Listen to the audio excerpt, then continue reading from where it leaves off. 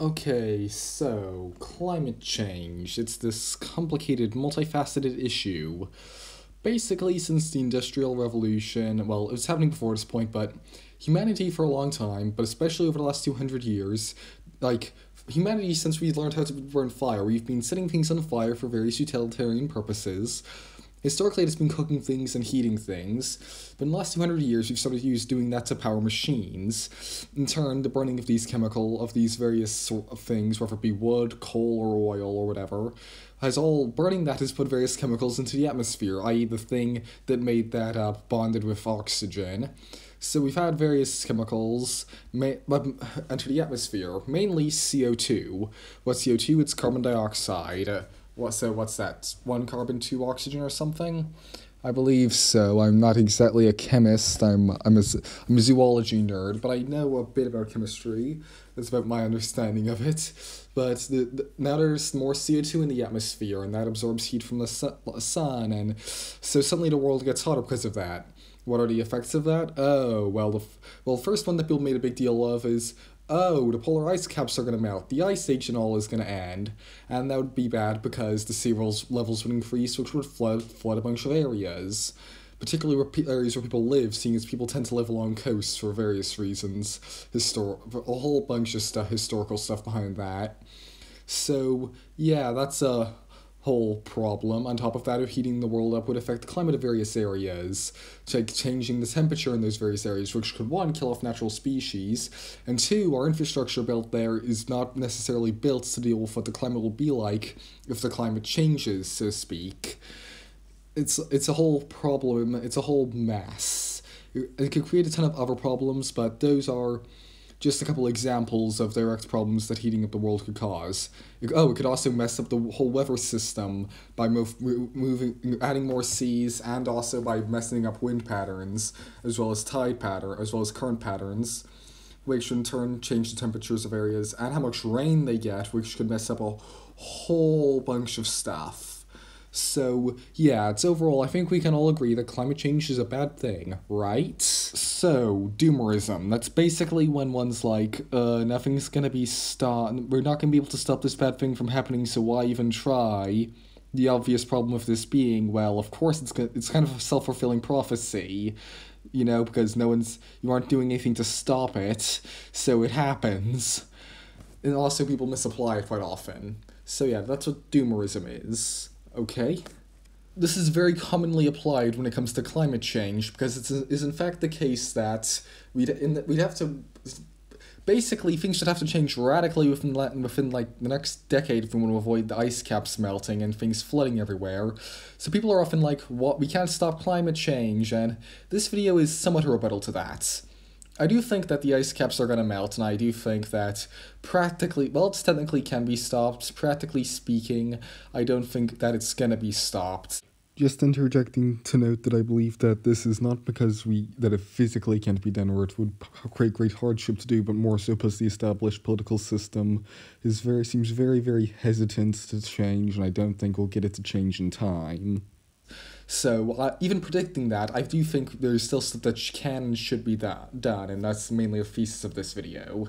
The first and much simpler thing that can be done is basically just, we're accepting that we're going to have a 2-degree world, but hey, living in a world where the temperature's gone up by 2 degrees is better than living in one where it's gone up by 3 degrees. So basically at that point it's just standard climate activism, except with the acceptance that a 2-degree world is still going to happen. 3 degrees, that would exacerbate the I'm never going to be able to pronounce that word correctly. This is the second take. That's never happening. Anyway, it would make the whole problems with climate change worse than 2 degrees would. So, and then 4 degrees, 5 degrees is possible as well. You want to avoid those. So, yeah, that's a thing that can be done. And then there's that's the more relatively simple thing that can be done. And the other thing is a bit more interesting. I'll get into that in just a moment. Okay, so the other thing you can do besides trying to prevent the temperature from getting even higher than it's already doomed to get is to actually try and mitigate the damage done by the temperature getting this high.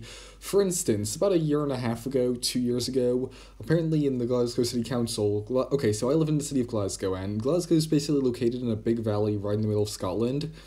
and we're below what sea level would be, or it's a very hilly sea, but we're largely below what the sea level would be if like what's it if the sea levels were to rise as high as they could.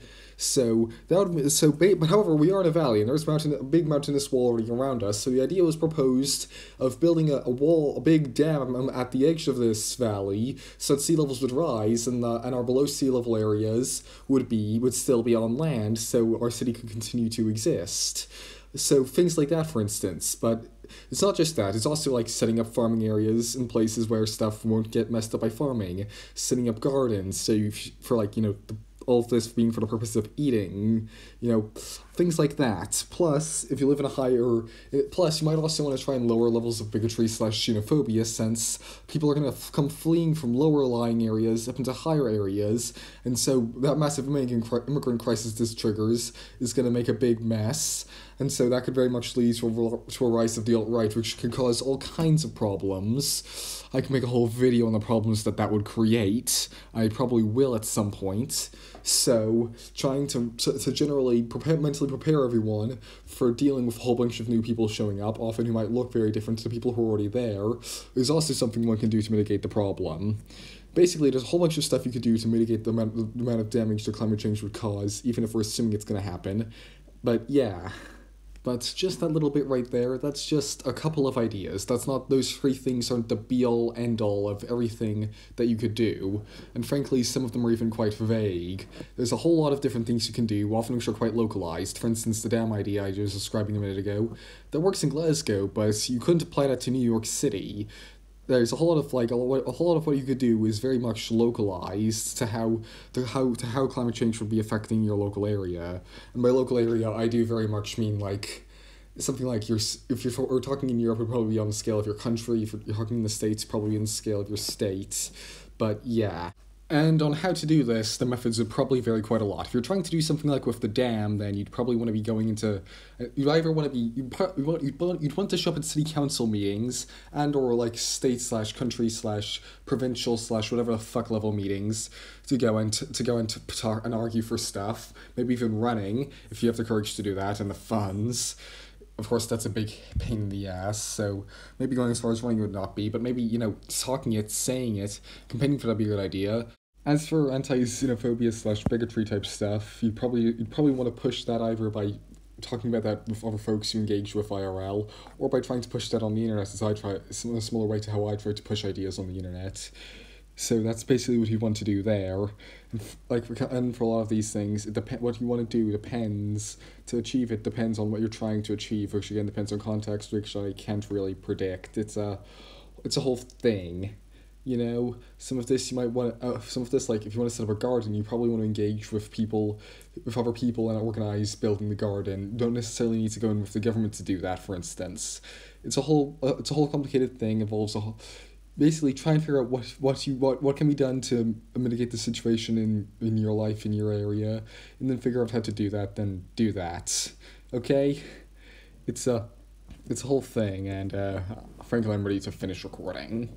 So, in conclusion, accepting the idea that climate change is going to get so bad that the ice age is going to end and sea levels are going to rise up and all the corresponding things with things getting that bad of climate change are going to happen, even accepting that's going to happen, there's no reason we can't fight to stop it from getting any worse than that, and or fights to mitigate the damage that does. Okay? It's that makes sense, right? Please, though, do that instead of sulking in your attic, for fuck's sake. Okay? Please. So, with all that said, please hit the like button. It promotes my content, which I want to happen, and it costs you nothing. It gives me something for making this cool video for you, and you lose nothing doing it. I guess you lose a tiny amount of muscular energy moving your hand onto the button and touching it, but that's not exactly something you're gonna miss. And hit the subscribe button if you want to see more from me, and hit the bell if you actually want to see more from me, and bye.